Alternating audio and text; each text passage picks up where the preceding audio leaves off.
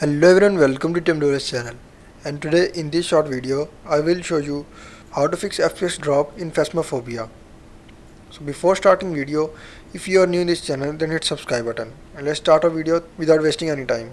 So to fix FPS drop, just go to start menu and just type run. And then follow every step as I am showing you in this video.